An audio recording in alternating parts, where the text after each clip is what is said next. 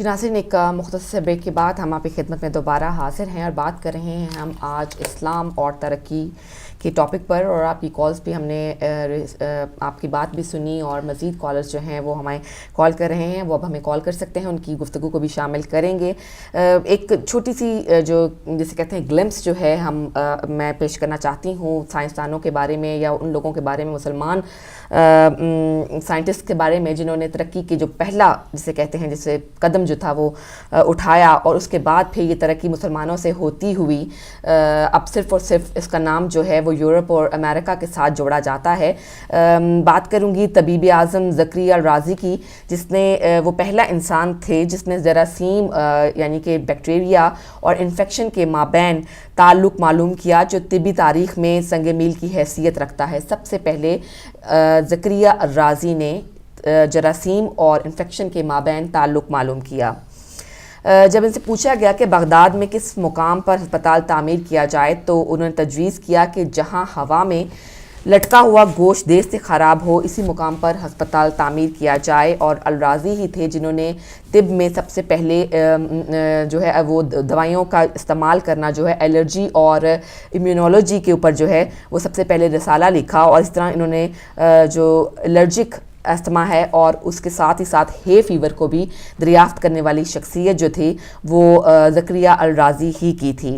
اور ابو الحسن طبری دنیا کے پہلے طبیب تھے جنہوں نے خارج کے کیڑوں کو دریافت کیا تھا، اور اسی طرح سے شام کے سائنسدان علاؤالدین ابن شاطر نے 13ویں صدی میں سائنسی مشاہدہ کا انکشاف کیا تھا کہ سورج اگرچہ آنکھوں سے اوجھل ہو جاتا ہے مگر اس کے باوجود زمین سورج کے گرد گردش کرتی ہے۔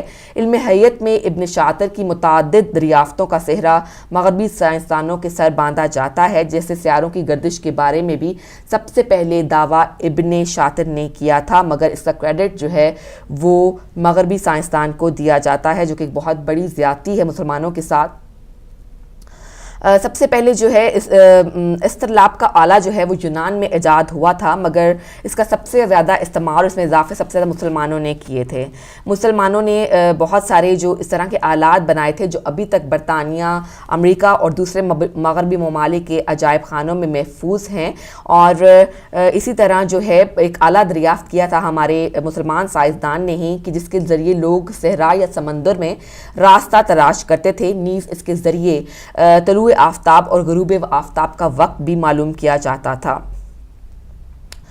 علم بصریات پر دنیا کی سب سے بہترین شاہکار تصنیف کتاب المناظر ابن ہیشم نے لکھی تھی، اور ایج آف فیتھ جو تھی، اور اس کے علاوہ آئینوں پر جو ہے وہ تحقیق جو تھی وہ بھی اس کا شاندار کارنامہ ہے، اور اس کے علاوہ کرب لینزز جو ہیں وہ بھی ابن الہیشم نے ہی بنائے تھے، اور حدبی عدسوں پر اس کی تحقیق اور تجربات سے یورپ میں مائکروسکوپ اور ٹیلیسکوپ کی ایجاد ممکن ہوئی تھی۔ ابن الہیشم نے محراب دار شیشے جو تھے ان پر ایک نقطہ معلوم کرنے کا طریقہ بھی ایجاد کیا، جس سے اینک کے شیشے دریافت ہوئے تھے۔ ابن الہیشم نے ہی آنکھ کے حصوں کی تشریح کے لیے ڈایاگرام بنائے اور ان کی تکنیکی اصطلاحات ایجاد کی، جیسے ریٹینا اور کورنیا، جو ابھی تک استعمال کی یہ والی تحقیقات اس سلسلے میں استعمال کی جاتی ہیں، اور آنکھ کے بیچ کے ابھرے ہوئے حصے میں جس کو پتلی کہتے ہیں، اس نے جو اس کو عدسہ کہا اور مسور کی دال کی شکل کا ہوتا ہے، اس میں لاطانی میں مسور کو لینٹل کہا جاتا ہے، جو بعد میں لینس کا نام اختیار کر گیا، اور یہ صحرا جو ہے وہ بھی ابن الہیشم کے سر ہی جاتا ہے۔ ابن الہیشم نے اصول جمود یعنی کہ لا آف انرشیا دریافت کیا، جو بعد میں نیوٹن کے فرسٹ لا آف موشن کا حصہ بنا، یعنی کہ نیوٹن نے جو فرسٹ لا آف موشن جو بیان کیا یا ایجاد کیا، دریافت کیا، وہ اصل میں ابن الہیشم کے اصول جمود سے ہی اخذ کیا گیا تھا۔ اس نے کہا کہ اگر روشنی کسی واسطے سے گزر رہی ہو تو وہ ایسا راستہ اختیار کرتی ہے جو آسان ہونے کے ساتھ تیز تر بھی ہو۔ یہی اصول صدیوں بعد فرینچ سائنسدان نے بھی دریافت کیا۔ بات اگر علم طبیعیات کی جائے تو ابن سینا کا نام نہ لیا جائے تو یہ بہت زیادتی ہوگی۔ ابن سینا وہ پہلا شخص ہے جس نے تجربی علم کو سب سے معتبر سمجھا۔ وہ پہلا طبیعت دان تھا جس نے کہا کہ روشنی کی رفتار لامحدود نہیں بلکہ اس کی ایک معین رفتار ہے۔ اس نے زہرہ سیارے کو بغیر کسی آلے کے اپنی آنکھ سے دیکھا تھا۔ اس نے سب سے پہلے آنکھ کی فزیولوجی، اناٹمی اور تھیوری آف ویژن بیان کی تھی۔ اس نے آنکھ کے اندر موجود تمام رگوں اور پٹھوں کو تفصیل سے بیان کیا، اور اس نے یہ بھی بتایا کہ سمندر میں پتھر کیسے بنتے ہیں، پہاڑ کیسے بنتے ہیں اور سمندر کے مردہ جانوروں کی ہڈیاں پتھر کیسے بنتی ہیں۔ مسلمانوں کے لیے صفائی نصف ایمان ہے، اور مسلمانوں کی صابن جو ہے وہ بھی مسلمانوں کی ہی ایجاد تھا، جس کے لیے انہوں نے سبزی کے تیل کو سوڈیم ہائیڈروکسائڈ میں ملا کر صابن تیار کیا۔ یورپ کے صلیبی سپاہی جب یروشلم آئے تو مقامی عربوں کو ان سے سخت بدبو آیا کرتی تھی، کیونکہ آج کے تہذیب یافتہ جو ظاہر ہے جو یہ لوگ ہیں یورپ کے، وہ اس وقت کے زمانے میں غسل نہیں لیا کرتے تھے، اور برطانیہ میں جو ہے وہ شیمپو بھی ایک ترک مسلمان نے متعارف کروایا تھا، اور اس کے علاوہ جو شیمپو ہے وہ شیمپو کے علاوہ بات کی جتنی بھی چیزیں ہیں جیسے صابن ہو گیا، شاور جیل ہو گئی، یہ سب چیزیں جو ہے اس کا آغاز جو ہے وہ جنم لیا تھا مسلمان سائنسدانوں کے ہاتھوں ہی۔ اور عمل کشید کی دریافت جو ہے جو 9ویں صدی کے عظیم کیمیاء دان جابر ابن حیان نے کوفہ میں کی تھی۔ عمل کشید کی دریافت بہت ہی مشہور ہے، جس کی وجہ سے آگے جو ہے وہ یہ تحقیق چلتی گئی۔ جابر نے کیمیا کے بہت سے بنیادی آلات اور عوامل بھی ایجاد کیے تھے، اور اس نے سلفیورک ایسڈ اور نائٹرک ایسڈ ایجاد کیا، اور اس کو آج کی ماڈرن کیمسٹری کا باوائے آدم بھی تسلیم کیا جاتا ہے۔ مغربی ممالک کے ہسپتالوں میں سرجری کے آلات بالکل وہی ہیں جو 10ویں صدی کے جلیل القدر سرجن ابو القاسم زہراوی نے ایجاد کیے تھے۔ اس نے 200 سے زائد سرجری کے آلات بنائے تھے، جن میں سے جو ہے کچھ forceps, fine scissor for eye surgery اور بون سوز جو ہیں، اس طرح کے آلات جو تھے وہ سرجن ابو القاسم زہراوی نے ایجاد کیے تھے۔ وہ پہلا سرجن تھا جس نے کہا کہ گھوڑے کی آنتوں سے بنے ٹانکے قدرتی طور پر جسم میں تحلیل ہو جاتے ہیں۔ یہ دریافت اس نے اس لمحہ کی جب اس کے اود کی تار بندر ہڑپ کر گیا، اور اس نے دوائیوں کے کیپسول بھی ایسی ہی آنتوں سے بنائے تھے۔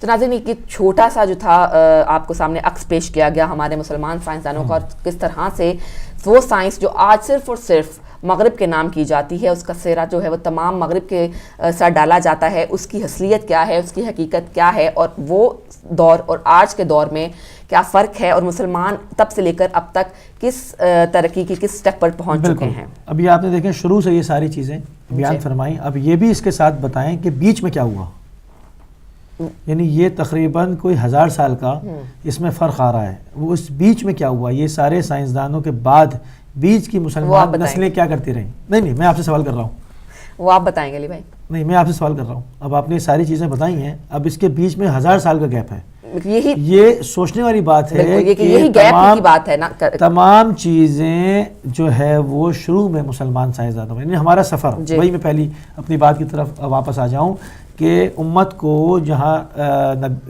رسول اللہ لے کے جانا چاہ رہے تھے، ائمہ لے کے جانا چاہ رہے تھے، اس کے بیچ میں کیا ہوا، یہ ایسا کیا ہوا کہ مسلمان جو ہیں وہ اپنی جو ان کی ترقی کی جو راہیں تھیں اس سے وہ جدا کیسے ہو گئے۔ اور اس وقت ہمارے پاس ایک ریسرچ انسٹیٹیوٹ بھی علاوہ ایران کے نہیں ہے۔ جی تو بات کرتے ہیں۔ ہیلو السلام علیکم۔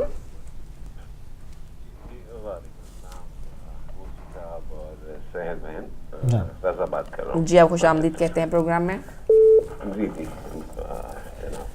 موسی صاحب فرما رہے تھے کہ پھر بیچ میں کیا ہوا جناب، ترقی کے سفر کے بعد جو ہے پھر ایسا کیا ہوا، ہاں ظلمت کی رات کہاں سے نمودار ہوئی، کہاں سے نمودار ہوئی۔ یہ تو دیکھیں اسی وقت نمودار ہو گئی تھی جب یزید نے سر عام جو ہے وہ چھٹلانا شروع کر دیا تھا قرآنی آیتوں کو، اور اس نے سر عام یہ کہنا شروع کر دیا تھا کہ نہ کوئی قرآن آیا اور نہ کوئی وحی آئی، اور یہ سب جو ہے وہ آپ لوگوں نے کیا ہے۔ اور اس وقت بھی جو ہے وہ اس کے پیروکار، اس کے ماننے والے اور وہ لالچی لوگ، وہ درندہ صفت لوگ، وہ گدھ اس کے قریب تھے، اور وہ سب کے سب مردار خور تھے۔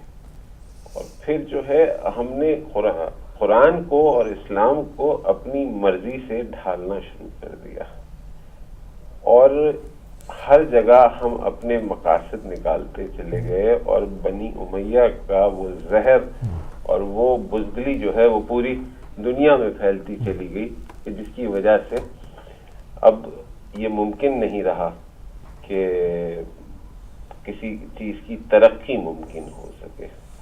اور پھر جب شاہوں نے اور بادشاہوں نے غداریوں کی وجہ سے سلطنت برطانیہ کی جو ہے وہ بخشش ان کو جب حجاز مقدس کی صورت میں ملی، تو انہوں نے اپنے برانڈ کو پوری دنیا پہ لاگو کرنا شروع کر دیا، اور ترقی کا سفر جو ہے وہ اگر دیکھا جائے تو وہیں پر جا کے رک گیا تھا، جب ہماری تاریخ میں مگر اس کے ساتھ ایک پوائنٹ اور بھی نکلتا ہے، جیسے آپ نے یزید کے دور کا ذکر کیا کہ وہاں پر تمام چیزیں انہوں نے جس طرح برملا اس نے انکار کیا، بالکل ٹھیک ہے، مگر جابر بن حیان کا زمانہ آگے کا ہے، امام جعفر صادق علیہ السلام کے زمانے میں ایک کتنا بڑا سائنٹسٹ پیدا ہوا۔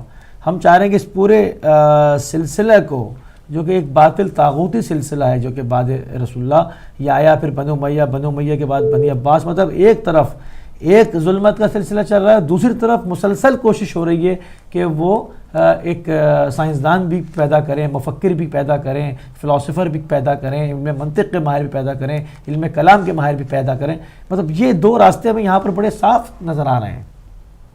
لیکن دیکھیں، آپ نے اپنے سوال میں ہی آپ نے جو بات کی اس میں ہی جواب ہے کہ ایک طرف ترقی کا سفر جو ہے وہ جاری رکھنے کی کوششیں ہوتی رہیں، اور دوسری طرف ظلمت کے اندھیرے بڑھتے چلے گئے، وہاں کوشش نہیں ہوتی، وہ بڑھ رہے تھے، اور وہ چن چن کے ان ذہنوں کو اور ان افکار کو ختم کرتے چلے جا رہے تھے جو ہماری پہچان اور جو ہمارے دین کا نچوڑ ہے۔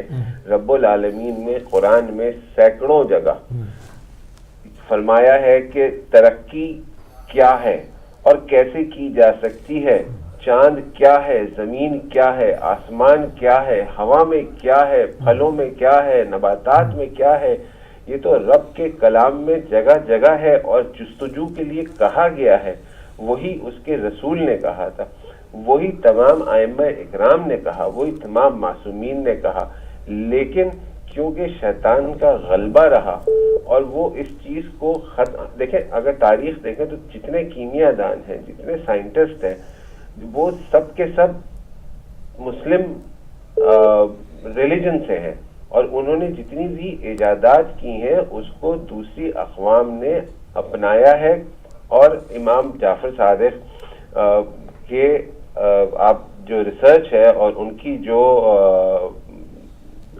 تعلیمات ہیں طب کے حوالے سے، سٹونز کے حوالے سے، وہ کسی سے ڈھکی چھپی نہیں ہے، وہ تمام چیزیں ہیں۔ غرض یہ کہ اگر میں اپنی بات کو مختصر کروں تو ہمیں جیسے آج ہم دیکھ رہے ہیں اور آج ہم وٹنس کر رہے ہیں اس چیز کو، کہ ہم سے پوچھا جاتا تھا کہ ایسے شقی القلب لوگ کون تھے جنہوں نے 6 مہینے کے بچے کو نہیں چھوڑا، جنہوں نے تیر جو ہے معصوم علی اصغر کے گلے سے پار کر دیا، وہ کیسے لوگ تھے؟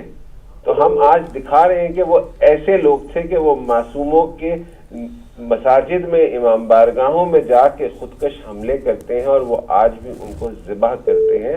وہ لوگ آج بھی موجود ہیں اور وہ ذہنوں کو مارتے ہیں۔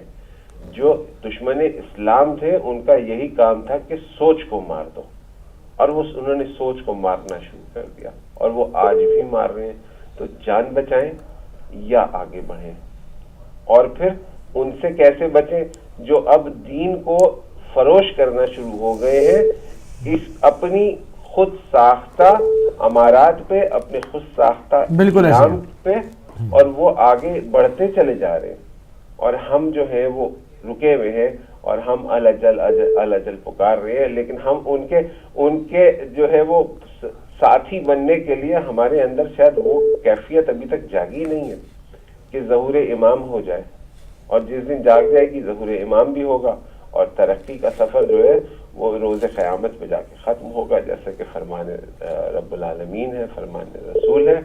بہت بہت شکریہ وقت دینے کا۔ بہت شکریہ، بہت شکریہ۔ ایک اور کال شامل کریں گے۔ ہیلو، السلام علیکم۔ وعلیکم السلام بہن، میں 1 منٹ کے لیے حاضر ہوں اگر اجازت ہے تو۔ جی بالکل۔ موسی بھائی یہ بہت خوبصورت بہت پیاری باتیں کاظم بھائی کرتے ہیں, دل کرتا ہے سنتے رہیں ان کی باتیں, ماشاءاللہ بہت خوبصورت باتیں ہیں. لیکن ایک بات آپ ذہن میں رکھیں, وہ کہتے ہیں نا کہ اقرار کر کے خم پہ زبانیں بدل گئیں, بدلی نمازیں اور اذانیں بدل گئیں. تو آپ کو یہ روایت بچپن سے یاد ہوگی. دیندار دین فروش بن بیٹھے, اسلام تو وہی تھا, دکانیں بدل گئیں.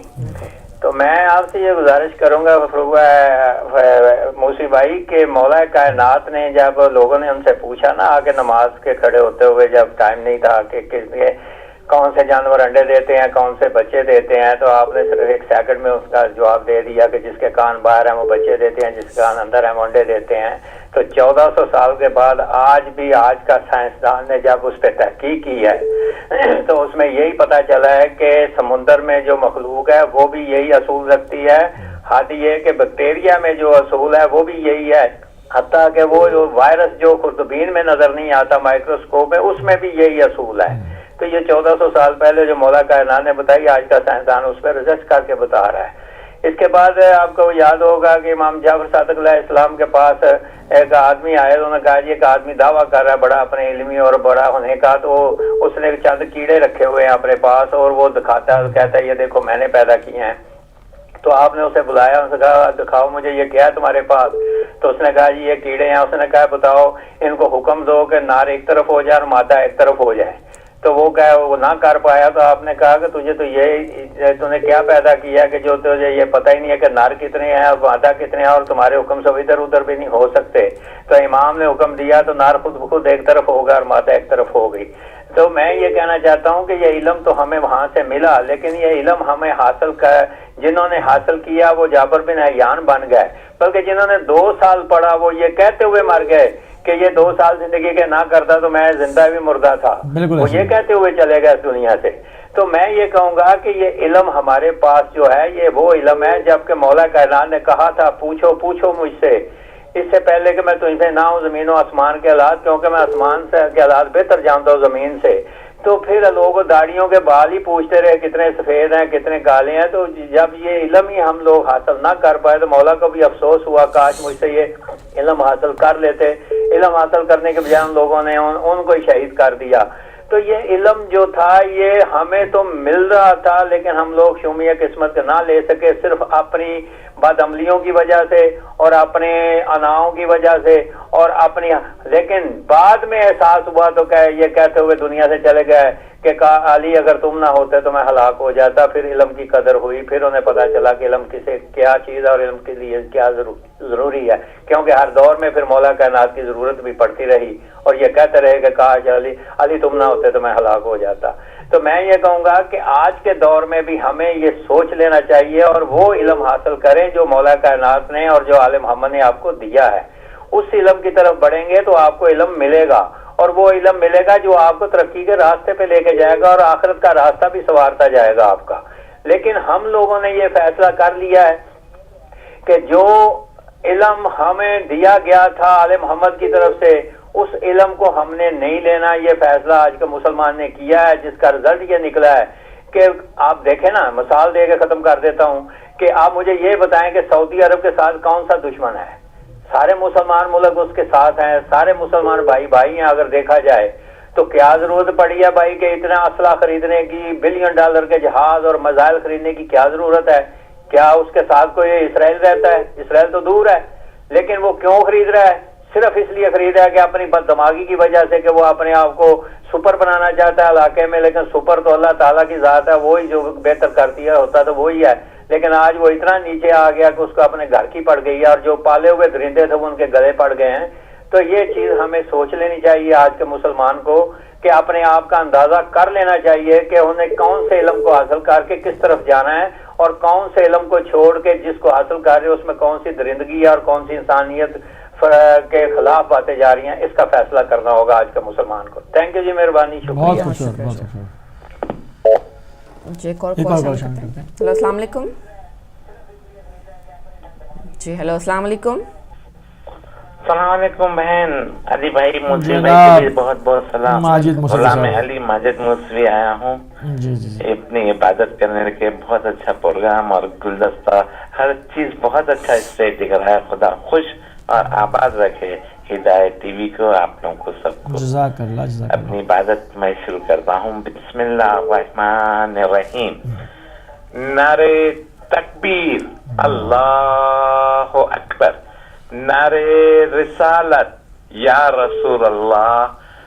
नारे हैदरी, या अली। नारे खैबरी, या अली। नारे सब्तरी, या अली। दम दम अली अली, दम दम अली अली, हर दम अली अली, हर दम अली अली। अल्लाहुम्मा सल्ली अला मुहम्मदिन व आले मुहम्मद। हुसैनिया जिंदाबाद, हुसैनिया जिंदाबाद, हुसैनिया जिंदाबाद। यजीदियत मुर्दाबाद। अल्लाहुम्मा सल्ली अला मुहम्मदिन व आले मुहम्मद। हिदायत टीवी जिंदाबाद। शुक्रिया। या अली मदद दुआओं में शरीक रखिए। आज बहुत ही इम्पोर्टेंट काम पे जा रहा हूँ, उसमें कामयाब हो बोलिए। खुदा खुश रखे, आबाद रखे आप सबको, जो अली अली बोलने वाले। बहुत शुक्रिया जी, खुदा हाफिज़। अल्लाह ताला आपको कामयाबी अता फरमाए। एक और कॉल शामिल करेंगे। हेलो अस्सलाम वालेकुम जी। हेलो अस्सलाम वालेकुम। वालेकुम अस्सलाम जी। ये जो जाबर बिन अयान अलैहिस्सलाम, जो जाफर सादिक अलैहिस्सलाम की दी हुई साइंस थी, हजरत जाबर बिन अयान साइंस के केमिस्ट्री के मास्टर थे। ये बदबख्ती से सारी जितनी साइंस की लेबॉर्टरियाँ थी स्पेन में थी, और जब इन्होंने स्पेन को पे कब्जा कर लिया तो ये सारी साइंस पर उन्होंने कब्जा कर लिया जी। खुदा हाफिज़। बहुत शुक्रिया जनाब। तो वही मैं सवाल कर रहा था और उसका ऐसे तरीके से जो है वो उस पर बात भी हुई। देखिए मसला पता है क्या, उसके बीच में जैसे कि रज़ा साहब ने बड़ी खूबसूरत बात की कि वो जुल्मत के साए बढ़ रहे थे, वो अपना काम कर रहे थे कि हम इस तमाम आसार को मिटा दें। कि आपने एक एक चीज़ के ऊपर कि कहाँ से लेंस ईजाद हुआ है, कहाँ से जरासीम ईजाद किए गए, कहाँ से उनका पता लगाया गया। ईजाद नहीं मतलब वो तो थे, मतलब उसकी दरियाफ्त हुई कि ये क्या चीज़ है, कहाँ से क्या चीज़, उसकी तमाम मूजित जो है वो मुसलमान साइंसदान और उलूम मंबा वहाँ से मिल रहा है। चूँकि उम्मत ने सफ़र शुरू किया था उधर, मगर फिर वहाँ से बनी उमैया ने उसको टेक ओवर किया। इस्लाम का जो आज शक्ल दिखाई जा रही है ये वही अफकार हैं। उन्होंने उस वक़्त इसको शिद्दत के साथ पामाल किया। फिर उनसे बनी अब्बास ने टेक ओवर किया, उन्होंने बनी उमैया के साथ वही हशर किया और इस्लाम के साथ वही रवैया रखा।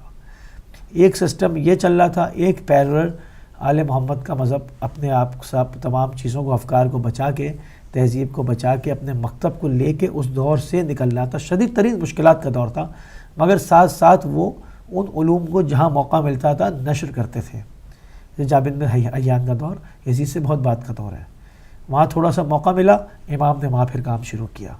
इमाम जाफर सादिक अलैहिस्सलाम ने वहाँ पर हर तरह के लोग, तबीब, मुफक्किरीन, साइंसदान, ये फिर बनाने शुरू किए। कॉल को शामिल करेंगे। हेलो अस्सलाम वालेकुम। वालेकुम सलाम बेटिया। नक़वी साहब, मुझे साहब आप बहुत बहुत सलाम। और हिदायत टीवी के जो लोग नाज़रीन और सामीन उन सबके खिदमत में सलाम। आपने बेटिया जो मुसलमान साइंसदानों का बड़ा उम्दा सिनॉप्सिस पेश किया कि उन्होंने क्या क्या कामयाबियां हासिल की। ये वो लोग थे कि जो जिनके दिलों में ईमान था, और जब तक ईमान ताज़ा रहा तो उनके अंदर जज्बे तहक़ीक़ रहा और वो दुनिया को और उस कुदरत को जो परामे उनको समझने की कोशिश करते रहे। बाय द वे बेटिया एक बात मैं बता दूं कि जिसने आँखों का मालूम किया था राज, वो इब्न हैसम था। उसमें से है जी, इब्न हैसम। अच्छा, तो अब वो जो जिस तरीके से ज़माना बढ़ते चला गया तो लोग मज़हब से बेगाना होते चले गए, और उसके बाद उनके ऊपर दुनिया जो थी वो छाती रही बिल्कुल, और उन्होंने पैसे बनाने को, अपना महल बनाने को, कसी ख़जाने जमा करने के उन्होंने अपना शियार बना दिया। और उन्होंने फिर अपनी ज़िंदगी से वो बहुत ज़्यादा प्यार करने लगे ताकि खुदा की राह में उनको जब कभी ज़रूरत पड़े तो वो न, जहाँ तक हो सके वो उसके सामने न जाए। इसीलिए तो अल्लामा इक़बाल ने कहा था कि ये तो तुम फ़ख्र करते हो कि हमने ये किया वो किया, तो वो कहते हैं कि थे तो आबा वो तुम्हारे ही, मगर तुम क्या हो, हाथ पर हाथ धरे मुंतज़िर फरदा हो। यह हालत हो गई अब मुसलमानों की कि वो दूसरों के दस्तनिगर हैं, दूसरों के कशकोल के ऊपर पड़े हुए हैं, اپنے آپ جو ان کو خداوند عالم نے ان کو وسائل دیے ہیں ان کو بڑھانے کی، بہتر کرنے کی، ان کو استعمال کرنے کی کوئی ترکیب نہیں کرتے.